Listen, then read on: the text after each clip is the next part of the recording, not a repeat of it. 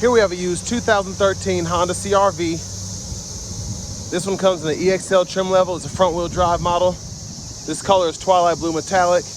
And please excuse the cicadas. We have gray leather interior. For the powertrain, we get a 2.4 liter naturally aspirated 4-cylinder, made it to a 5-speed automatic transmission. And this one just has a little under 140,000 miles. But halogen headlamps, fog lights. Really like the design though, the CR-Vs on these, this body style. For it to be the 2013 model year, it still looks pretty good. And honestly, the paint's held up pretty well on the bumper as well. And down here we get 17-inch alloy wheels.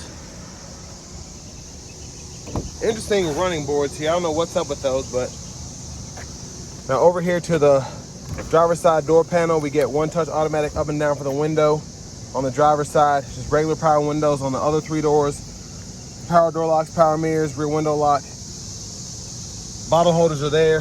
Econ, traction control, gas cap here, and then hood release right there. Foot pedal, parking brake. And then we have a manual tilt, telescoping steering wheel. I'll lock that in a minute. But there's the power driver's seat with 2-way power lumbar support. And for the mileage, I feel like the leather's held up pretty nicely.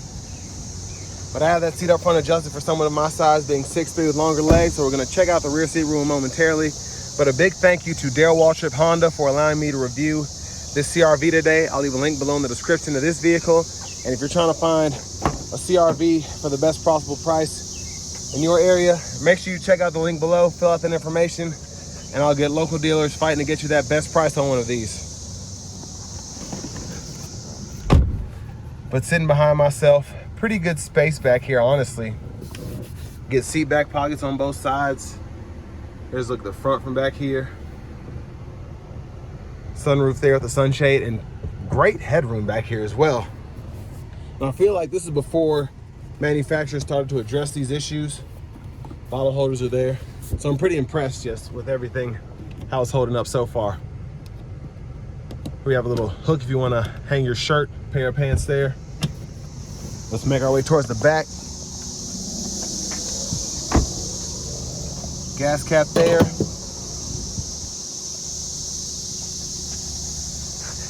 And there's the back end there. I like that exhaust. I don't know if that's standard or not, because I'm not used to seeing one like that, but that looks pretty good on here, that exhaust tip. We have the rear parking sensors integrated in that rear bumper. And then one of my favorite things about all CR-Vs is having the deeper trunk where you kind of have to take a step down to get in there. Spare tires underneath there. And tons of space back here. We even have a netted side pocket we can hang up or take down. And then we can fold down either side of the seats right there. And even though that seat bottom tumbles, I'm so glad that it's one touch instead of having to tumble that first. That's pretty neat. Does it all by itself.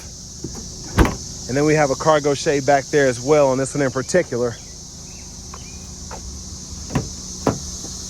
And these cicadas, they're kind of cute when they're first hatching out of the little cocoons or whatever, but they get annoying. Like, why are you in here? I'm gonna fold this back up, and then pretty easy to just get that back into place. And then you can fold it manually by pulling here, and then it'll almost fold flat there. But if you do it that way, you have to pull this first to release. And honestly, this is more to just recline the seat a little bit. But it's cool how adjustable it is, I think. And then your anchors are right in there for your car seats. So a lot of this stuff is just really smart as I'm looking at it to maximize space and efficiency. Manual front passenger seat. Nice big storage area over here that's hidden. I like that.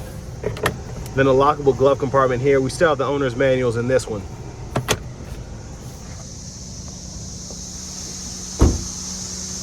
Now I pop the hood. So let's go ahead and open it all the way. And there's that 2.4 liter 4-cylinder. Still sounds pretty healthy. Well, let's go ahead and hop in the driver's seat, and hopefully that cicada won't fly on my neck while I'm doing this. So leather wrap steering wheel here. Just held up very well, I think. There's the horn there. Turn these lights off so I can better see the screen. And please excuse the fan noise, but it's very hot out today. So to the radio, we have AM, FM, XM. We have a CD drive, and then we have our navigation system here. So we can pull the map up there, hit that destination, and then we can go ahead and type in an address or whatever, fill that out. And then we can adjust the brightness here. Backup cameras there. Actually pretty good picture, I think, for the year.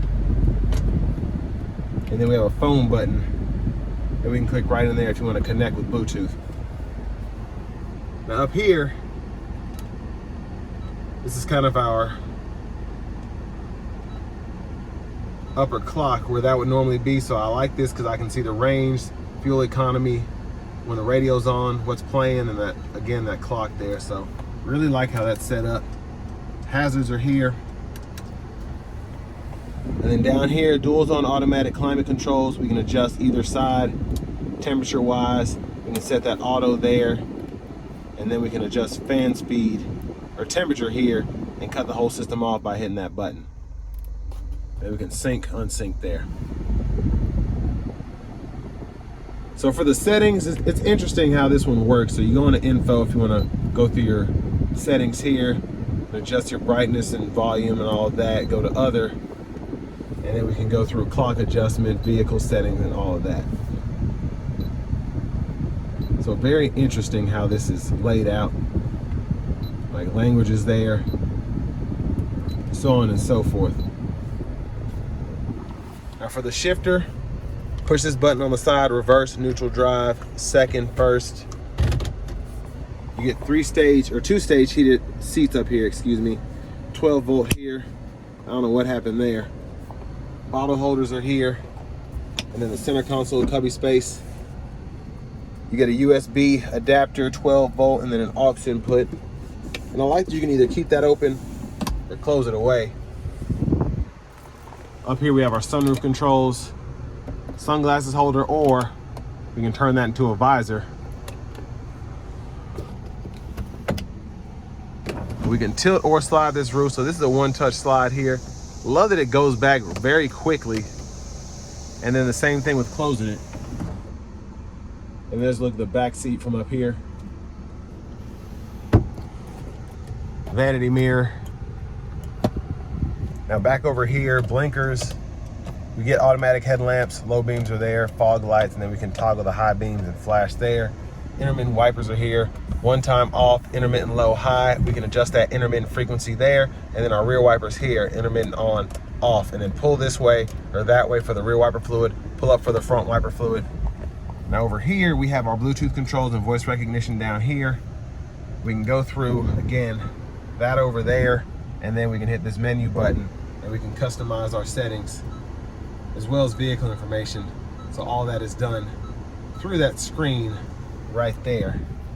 You can hit the source button to go through the audio sources, and then volume, track list, radio station presets when we're not in the menu.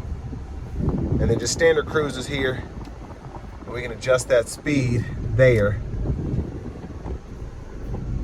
And then up here we can see the gauge cluster, and we can adjust what's shown there in the meter there.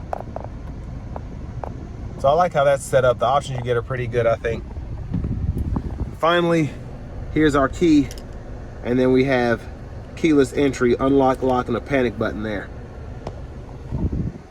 But let's see how she's held up. Let's go ahead and take this 2013 Honda CR-V EXL out on the road for a test drive. So starting the test drive in this CR-V, when you're not in the econ mode, the pickup is actually pretty peppy. And the gas pedal almost is, I'd say it's low-key touchy, which I kind of like.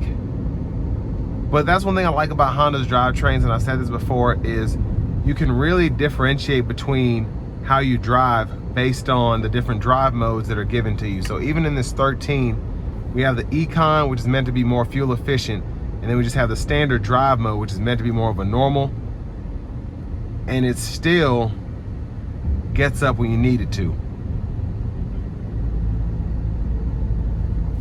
But a lot of people like the CRVs, the RAV4s,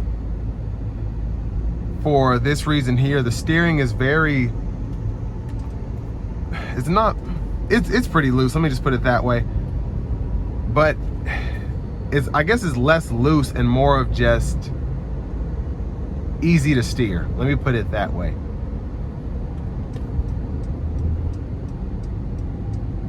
I'm gonna give it a little pull coming out of this corner here.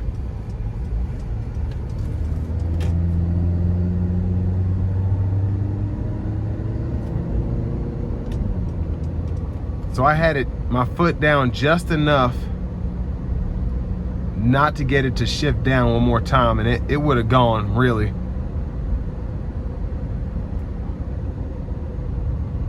At least in its own words. This isn't a speed demon, but it is pretty good. I don't know what, I think I just spit pork out of my mouth from lunch, but oh well. Must have been stuck in my teeth. But climbs hills pretty well. You can get an all-wheel drive variant if you want to, but this two-wheel drive does well for pretty much 90, maybe like 85% of people, unless you want to drive this in the snow or do light off-roading in it for whatever reason, or maybe you just like to drive in grass and you don't want to get stuck.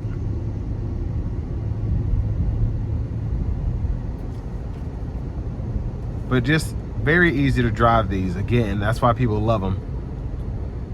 And then you have the reliability of these older ones as well.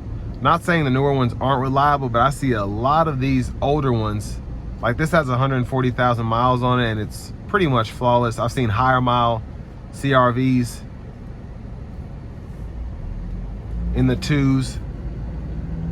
But I mean, they have a simple powertrain setup. You have the 4-cylinder, and then you also have the 5-speed automatic, and it's a pretty good powertrain, I think, in terms of reliability.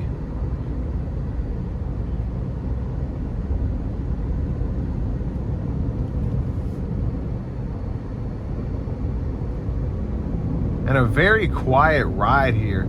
Even though it's not necessarily silent, the sound acoustics in here are impressive for, especially in today's market, such an inexpensive SUV.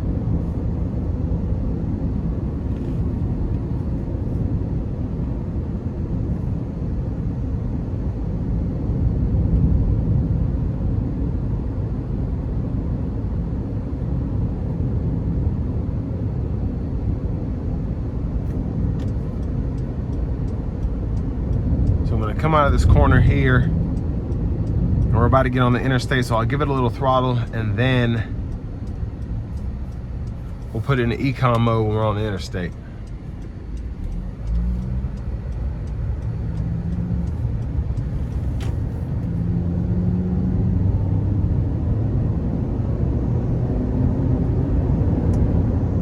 So yeah, it's got some oomph to it, it really does.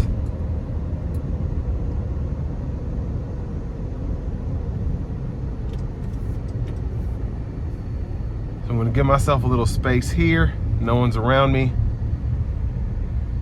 Here we go.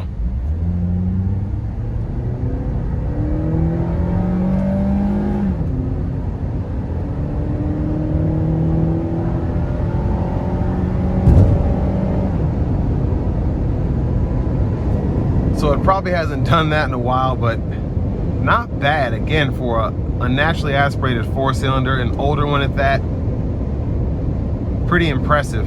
And then you get your fuel economy numbers on top of that.